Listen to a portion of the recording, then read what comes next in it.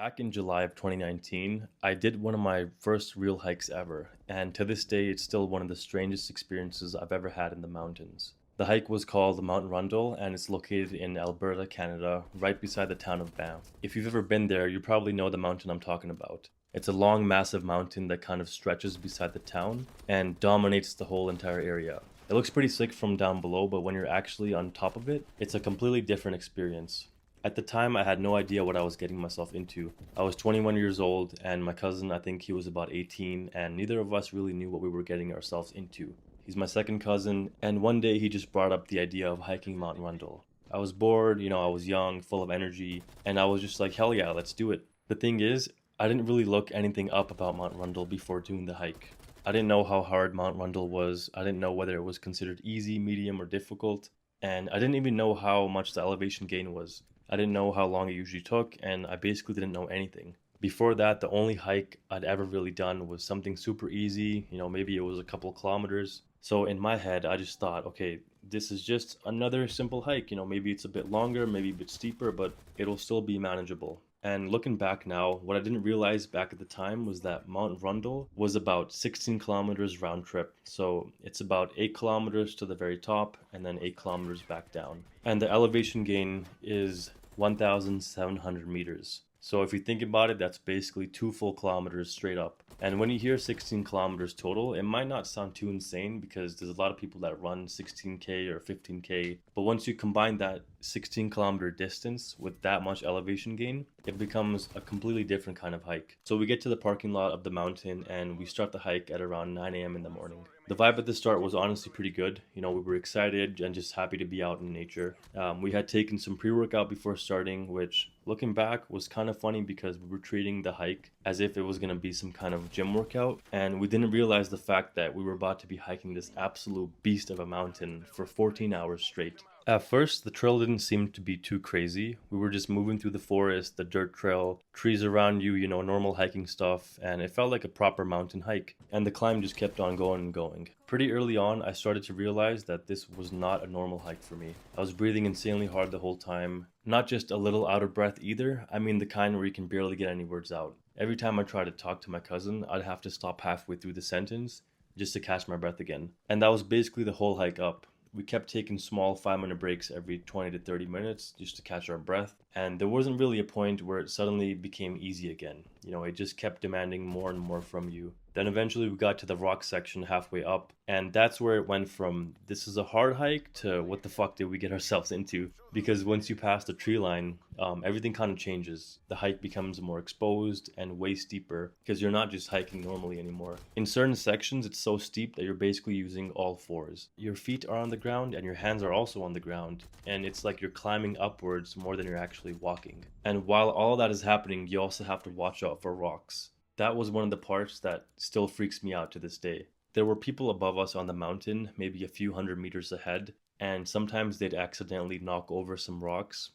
Then you'd suddenly see these rocks tumbling down the slope coming towards you. So now you're already exhausted, already trying not to slip, and on top of that, you have to stay alert so that you don't get hit by any of those falling rocks. And there was definitely a point where both of us thought about turning around, especially right before the really steep rocky portion. Because up until then it had been really hard, but once it got super inclined, it became obvious that this mountain could actually mess you up if you weren't careful. Then after a while of hiking, we got to this part called the Dragon's Back. And the Dragon's Back is basically this narrow ridge, maybe only a couple of meters wide, and it goes on for about 60 to 50 meters.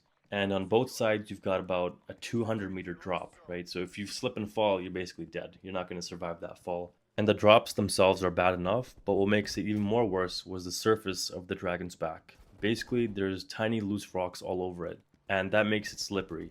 Not slippery because it's wet, but slippery because your footing never feels fully solid on the rock. So basically, every single step matters. And the entire time that we were on Dragon's Back, it wasn't just physically exhausting, it's mentally exhausting as well because you can't relax for too long. Like you're constantly thinking about where your next foot placement is going to be, what's above you, what's below you, how tired you are, and how much further you still have to go. And eventually we kept going and we passed Dragon's Back. And then the entire hike up to the top was still pretty steep, but it was more manageable than how it was before. And it took us about 8 hours to get to the very top. So we started at around 9 a.m. and we finally reached the top of the summit at around 5 p.m.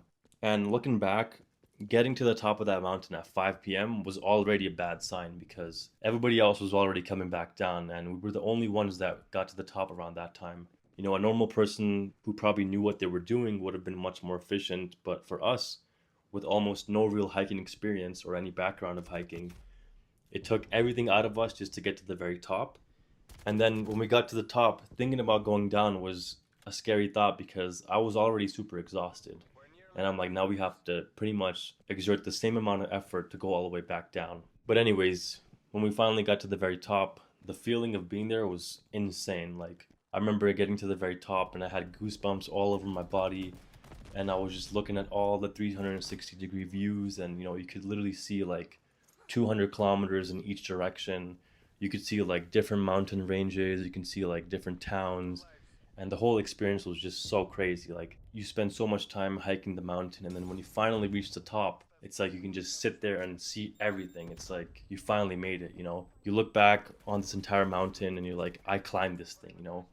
This beast of a mountain, I conquered it. And that feeling is insane. I can't exactly explain how I felt in the moment, but if you've ever worked really hard on something and you finally see the fruits of your labor, that's what it kind of feels like. Physically, I was dead tired, but mentally I felt super high because I knew I just did something that in the beginning felt almost impossible. And the views from the top were insane as well, because Mount Rundle is right above the town of Banff, and you can look down and basically see the whole town of Banff down below you.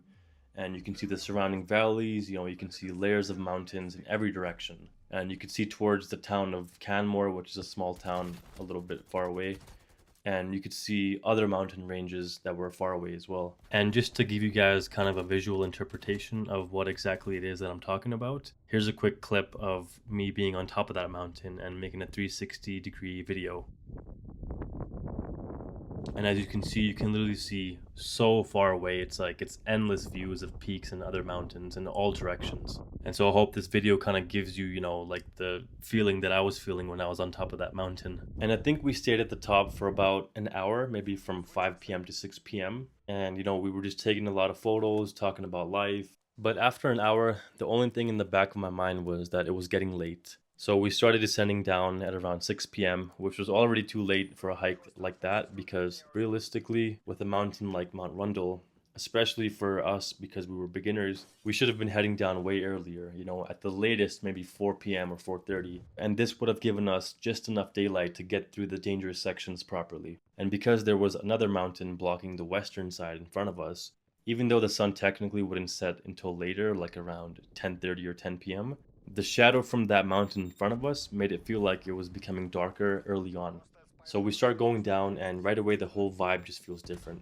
Like, it's dead quiet, like there's nobody talking, like everything's super quiet and there's nobody around. The last people who had already been up there left about an hour before us, which meant that everyone else was far ahead. We were basically the last people on top of the mountain. Going down was harder than I expected to because people always think going down is easier, but on a mountain like that, it's steep, it's exposed, and the rock is super slippery because of all those little pebbles and pieces of sand on the smooth rock slabs. If your foot lands on the rock the wrong way, it'll basically slide, so you have to be careful the whole time. At this point, everything's normal, we're going down the mountain, and all of a sudden I start to hear these singing sounds. It kind of sounded like a group of young boys singing in the distance, almost like a choir of little kids, but kind of eerie. It was kind of strange. I asked my cousin if he heard it, and at first he didn't. He thought I was imagining it, or maybe it was just the wind moving through the trees a bit lower down the mountain. And after maybe 10 minutes, he started hearing it as well. And what made it even more unsettling was the fact that we knew that there shouldn't be anyone in front of us, because after all, we had been at the summit for about an hour after the last people had left. And so there were basically nobody that could have been, even close to us as we were going down the mountain. There were no kids on the mountain that day either, at least none that we ever saw. And now somehow we're hearing what sounds like children singing somewhere ahead of us.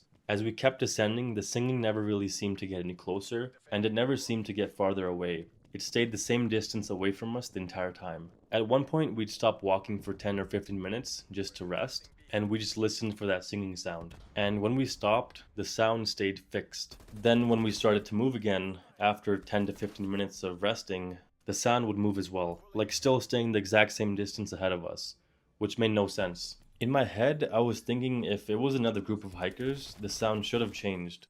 And if it was the wind, it should have shifted and should have changed, as we were going down. And by this point, it was getting much darker. And once that happens on a mountain, your mind starts turning everything into something else. Like your mind starts to imagine things that aren't actually there. You look at a dead tree stump and it starts looking like somebody's face. Or you start to look at certain rocks or twisted branches, and it almost looks like people are standing out there, but they're actually not, which kind of freaked me out so much because it kind of felt like I was having a psychedelic trip without the actual psychedelics.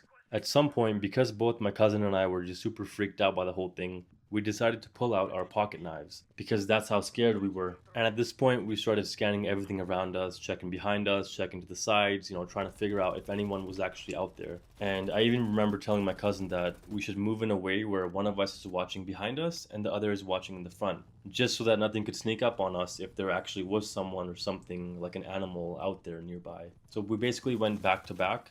I was looking straight, my cousin was looking behind us, and he was walking backwards, I was walking forwards. And at this point, those singing noises that I was talking about earlier, those creepy sounds that sounded like they were little kids singing or something, those sounds kept going on for hours, pretty much the time that we left the peak at 6 p.m. until about 9:30 p.m. is when they kept going.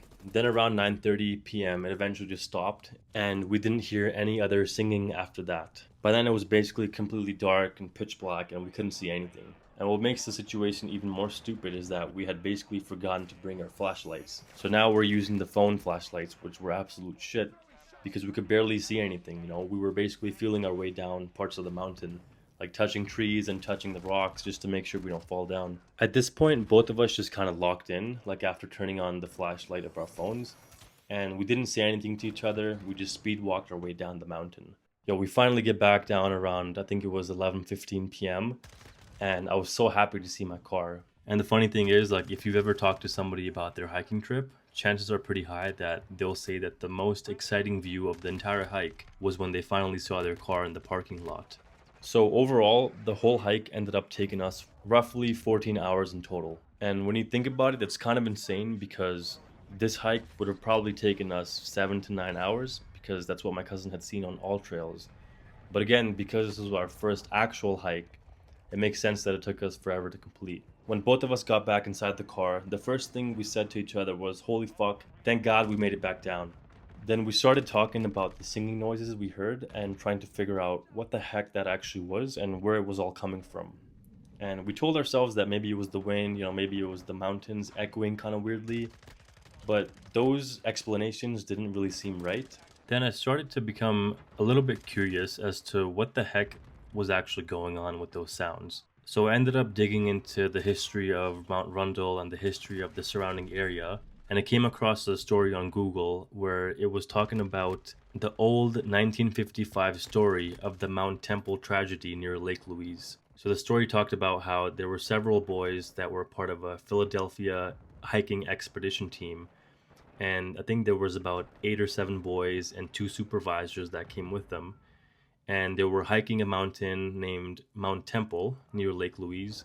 And I think they were halfway up when all of a sudden there was this huge avalanche. As a result of that avalanche, one of the supervisors got buried alive and just died on the spot. And a lot of the boys were trapped in the snow as well. Like they got buried alive by the snow. And the only person that didn't really get as affected from that avalanche was one of the supervisors. And so when the supervisor realized what was going on with the avalanche, he tried to frantically find all the boys and find the other supervisor and kind of see where they were at. And he recalled remembering a time where he could hear the voices of those boys just screaming in agony and pain from underneath the snow. And when I read that story online in the car and saw that it involved boys around the age range that we imagined those voices sounding like, it made the whole thing even more creepy in our minds. And obviously looking back now, it sounds kind of crazy when I think about it, but what if the voices that we were hearing, like the singing noises that we were hearing, what if those voices were the sounds of the ghosts of the boys who had died that day in 1955? And obviously that sounds pretty crazy and, it sounds stupid to say that, but I mean, when I look back, like there's no other explanation that I can think of besides that. And I know it sounds paranormal or, something just insane, but I like to think that it was something else. But, when I read that story, it just kind of freaked me out. And that's kind of the only thing that I've been thinking about and associating with, with this hike that I did. And the sound that both my cousin and I were hearing, we both knew that it definitely sounded like young boys singing, which is why we always tie it back to the story of those boys dying in 1955. That's why to this day I still remember everything so vividly about that hike. And now that it's been 7 years since that hiking trip, I always look back and I don't remember the hike because of the summit or because of the view or even how physically demanding it was. I just remember hearing that weird singing noise and us trying to get the hell off of that mountain. And anyways, I hope you guys enjoyed the story and enjoyed the video. Peace out.